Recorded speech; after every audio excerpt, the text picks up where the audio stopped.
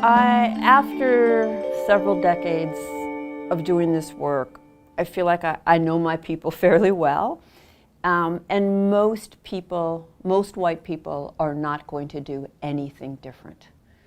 Most white people that attend my workshops will say, wow, that was really interesting or provocative, if they're open. If they're not open, they'll just have their reasons why they have to reject what I said. But even those who are open to the message, if it is not sustained, it won't make much of an impact. You know, I often say when I'm in front of a group, everything outside of this room will compel you not to see this anymore. The forces are incredibly seductive, the forces of white solidarity, the forces of keeping other white people comfortable, the forces to not see or name any of this. And if you don't put some kind of structure around yourself to keep you focused there, you're going to slip right back into the status quo. For so many white people, we think that the answer to racism is friendliness. If you notice the evidence that most white people will give for why they're not racist, one of their top pieces of evidence is, I know people of color. I have friends of color.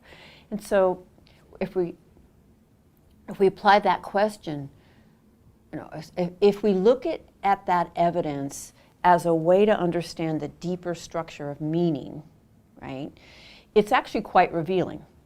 So in order for a claim like that, I know people of color, I have friends of color, in order for a claim like that to be good evidence of my lack of racism, a racist can't be able to do that. Otherwise, it's not good evidence, right? This is what distinguishes me from a racist. I have people of color in my life.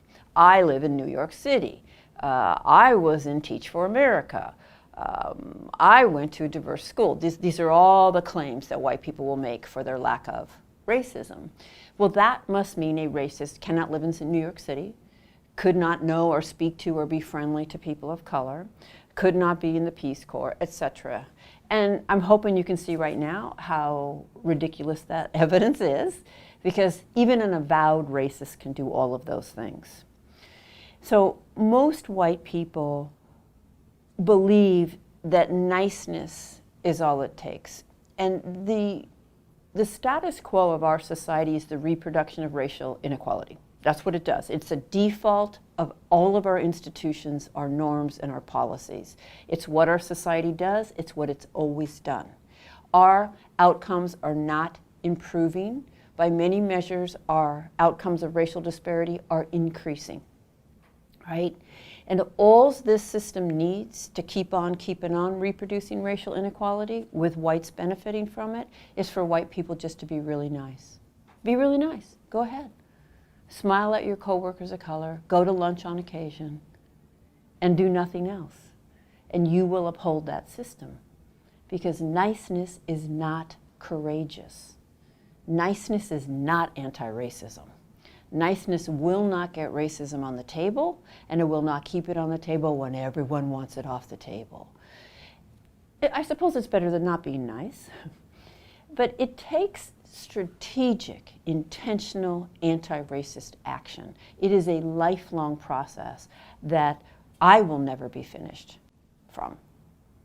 The mainstream definition of a racist is an individual, always an individual, not a system, who consciously does not like people based on race, must be conscious, and intentionally seeks to be mean to them, must be intentional.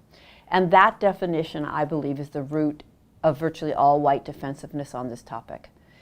It makes it virtually impossible to talk to the average white person about the inevitable absorption of a racist worldview that we get from living in a society in which racism is the foundation and the bedrock.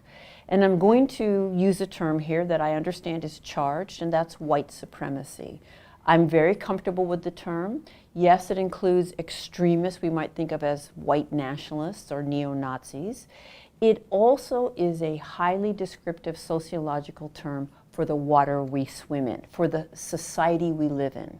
A society that holds white people up as the human ideal, as the norm for humanity, and everyone else as a particular kind of human and a deficient one, right? So I live in a society that from the time I open my eyes, in myriad ways, both implicit and explicit, has conveyed to me that I am inherently superior because I'm white.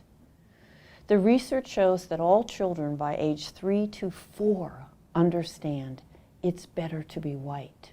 All children. Me, I got that message. You got that message. Everyone gets it. You can't miss it. And it's not isolated, it's not singular, it's not dependent on any one person, it's relentlessly circulating. And so internalized superiority is another great challenge or barrier for white people wanting to push through this or address this. We can talk about individualism and how that functions, and universalism and white solidarity, but I think the hardest one for us to face is internalized superiority. And yet, when you accept that you got that message, you couldn't help it, you can then get to work trying to challenge that message rather than inadvertently protect it through your defensiveness and your refusal to engage with it. And so we simply can't get where we need to go from the current paradigm that says only mean, intentional individuals could ever perpetrate or participate in racism. When you change your paradigm, it's so transformative and liberating, right? So what we need to do is think very differently about what racism is. To understand that while I would never use the N-word, my racial illiteracy was not benign, right? My inability to think critically and deeply about racism before I engaged in this work actually ended up creating a hostile climate for the people of color in my life.